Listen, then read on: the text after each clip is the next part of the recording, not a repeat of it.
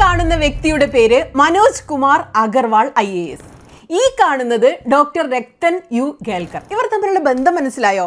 ഒന്ന്, ഇവർ രണ്ടുപേരും IAS-കാരാണ്. രണ്ട്, അതിലുപരി ഇവർ രണ്ടുപേരും ചീഫ് ഇലക്ടറൽ ഓഫീസർമാരായിരുന്നു.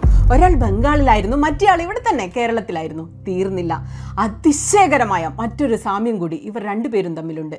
രണ്ടുപേരും തെരഞ്ഞെടുപ്പിന് ശേഷം ഭരണം കിട്ടിയ പാർട്ടിയുടെ നിയമനം വാങ്ങി. Former West Bengal poll officer has now been appointed as the West Bengal Chief Secretary. Manoj Agarwal has been appointed as the Bengal Chief Secretary. മുഖ്യമന്ത്രി സുവേന്ദു അധികാരി ചീഫ് സെക്രട്ടറി ആയി നിയമിച്ചു. पूरे देश को पता लग जाएगा कि इलेक्शन कमीशन वोटर चोरी करा. ഇവിടെ കേരളത്തിൽ VD സതീശൻ രത്തൻ ഖേൽക്കറെ മുഖ്യമന്ത്രിയുടെ സെക്രട്ടറിയാക്കി. രത്തൻ ഖേൽക്കർ മുഖ്യമന്ത്രി VD സതീശന്റെ സെക്രട്ടറിയാകും. നിലവിൽ മുഖ്യ തെരഞ്ഞെടുപ്പ് ഓഫീസറാണ് രത്തൻ ഖേൽക്കർ. സുവേന്ദു അധികാരി മനോജ് അഗർവാളിന് നിയമനം നൽകിയപ്പോൾ കടുത്ത പ്രതിഷേധവുമായി കോൺഗ്രസും രാഹുൽ ഗാന്ധിയും രംഗത്തു വന്നു. ഈ പദവി തെരഞ്ഞെടുപ്പിൽ BJPയെ സഹായിച്ചതിനുള്ള പ്രത്യുപകാരമാണെന്ന് കോൺഗ്രസ് ആരോപിച്ചു. രാഹുൽ ഗാന്ധി പറഞ്ഞത് BJP ഇലക്ഷൻ കമ്മീഷന്റെ ചോർ ബസാർ, bigger the theft bigger the reward എന്നാണ്.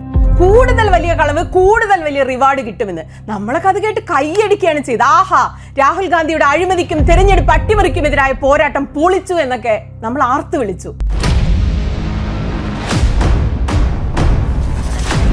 അല്ല, എന്നിട്ട് കേരളത്തിൽ ഇവരെന്താ BJP ചെയ്ത ആ തെറ്റ് ആവർത്തിക്കുന്നത്? ബംഗാളിൽ ഇതേ കാര്യം ചെയ്തപ്പോൾ ഉദ്ദിഷ്ട കാര്യത്തിന് ഉപകാരസ്മരണ എന്ന് രാഹുൽ ഗാന്ധി അടക്കമുള്ളവർ കാറി കൂവിയതാണ്. അത് സത്യസന്ധമാണെന്ന് കരുതി കൂടി കൂവിയ ആളുകളാണ് നമ്മളൊക്കെ. നമ്മളൊക്കെ ഇപ്പൊ ആരായി? നിങ്ങളൊന്ന് പറ. പൂക്കി എന്ന് പറഞ്ഞു വന്നത് ഒരു പറ്റിപ്പായിരുന്നോ? VD സതീശൻ സാറേ?